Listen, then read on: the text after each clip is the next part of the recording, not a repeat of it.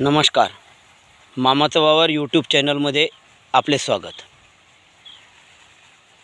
हा आहे नैसर्गिक पद्धतीनं घेतलेला गावरान जो गहू आहे.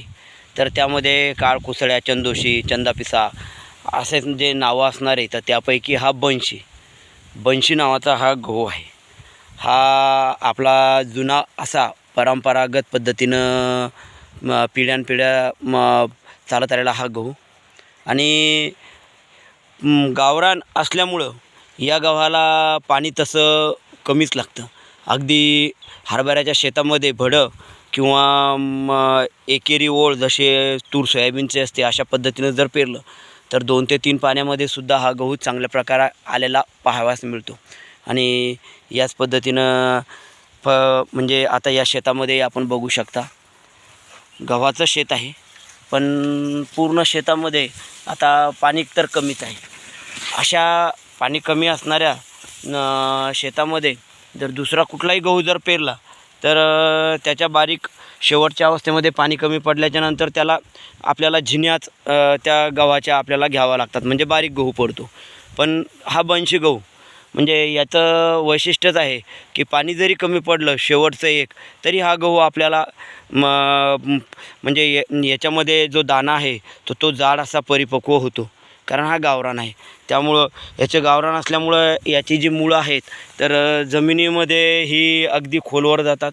आणि फक्त या गव्हाचे जे एक हे आहे वैशिष्ट्य, म्हणजे हा गहू पेरणीसाठी एक आपण जे 30 किलो 40 किलो बियाणं वापरतो, तर याला टोकन यंत्रानं जर लावलं तर 10 किलोच्या आत एका एकरामध्ये बियाणं लागतं. आणि पेरणीसाठी 20 किलो एकरी बियाणं. 2 ओळीतलं जे अंतर आहे तर हा सोयाबीनचा सवा, म्हणजे एक साधारणतः 1.25 ते 1.5 फुटाच्या अंतरामध्ये हा सवा असतो. आणि या पद्धतीनं याची पेरणी करावी लागते. बरेच जण या गव्हाचं पेरणी ही आपल्या साध्या गव्हासारखी म्हणजे फट्टीपोड, म्हणजे अगदी 9 इंचाच्या टिपणीनं करतात. पण मग त्यामध्ये होतं असं की हा गहू दाटतो आणि मग तो लोळतो आणि उत्पादनही फारसं येत नाही. तर या गव्हाचं जे उत्पादन आहे तर हे 16 ते 22 क्विंटलपर्यंत, आणि पौष्टिकता ही चांगली आहे कारण गावरान गहू. तर असा हा बनशी गहू. याचे जे फुटवे असतात तर फुटव्यामध्ये जर विचार केला तर आता हा इथे गव्हाचा एक दाणा, आणि याच्यामध्ये आता आपण बघूयात 1 2 3 4 5 6 7 8 9 10 11 12 13 14 15 16 17 18 19 20 21 22 23 24 25, हा 25पर्यंत आला.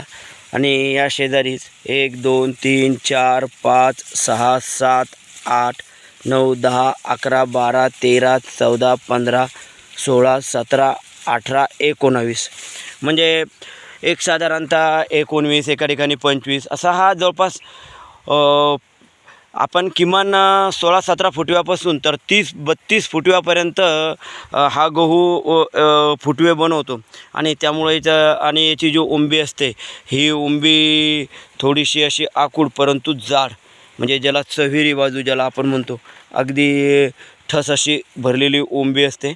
आणि यामध्ये गहूसुद्धा थोडासा लांब आणि जाड असतो. या गव्हाचे जर पोळी ही अगदी नरम लागते, म्हणजे पूर्ण दिवसभर जरी असलं तरी असं वाटतं ही आपण ताज्या गव्हाची आपण ताजी पोळी खातो. त्यामुळं जो एक वेळेस हे बनशी गहू खायला सुरुवात करतात तर त्यांची मात्र डिमांड असते की बा बनशी गहू मिळेल का.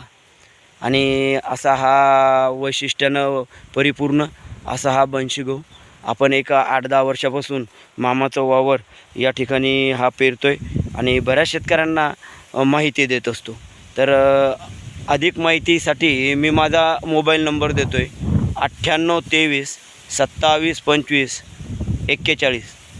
मोहन जगताप, मामाचं वावर, कृषी पर्यटन, तालुका चिखली, जिल्हा बुलढाणा.